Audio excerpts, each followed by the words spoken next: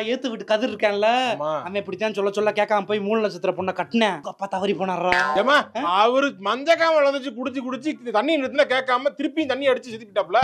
குடியான செத்து போயிட்டா சும்மா வந்து என்ன வந்து என்னமா? அதெல்லாம் எனக்கு தெரியாது. அதெல்லாம் 3 லட்சத்தை கட்டினா அவங்க அப்பா செத்து போயிருவாங்க. நான் விட மாட்டேன். அப்ப 3 லட்சம் செத்து போயிருவாங்களா? ஆமாடா. ஐயோ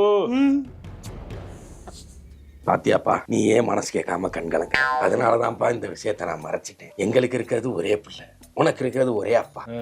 ஒரே ஒரு ஊருக்குள்ளே ஒரே ஒரு அம்மா அப்பா, ஒத்த பிள்ளை பெத்தாங்களே அது யாரு உங்க அப்பா. பிள்ளை நல்லா இருக்கு, கட்டி வைங்க.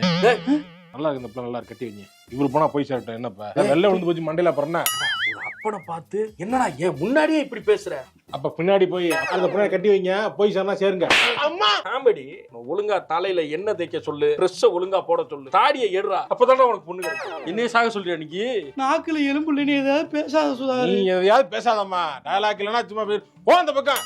கல்யாணம் பண்ண மாட்டாங்க, என்னையும் பண்ண விட மாட்டேங்கிறாங்க. லவ் பண்ணும்போது தம்பி வேணாப்பா வளர்த்து விட்டுற வேண்டியது. பொண்ணு எனக்கு வேணும், பொண்ணு கட்டுறீங்களா? என்னப்பா அடே, இன்னொரு பொண்ணு இருக்குடா, கல்யாணம் பண்றியாடா? கட்டுறேன், பொண்ணு எனக்கு போதும் பொண்ணு. ஆனா அந்த பொண்ணு இன்னொரு பொண்ணை லவ் பண்ணுதான்டா. ஐயோ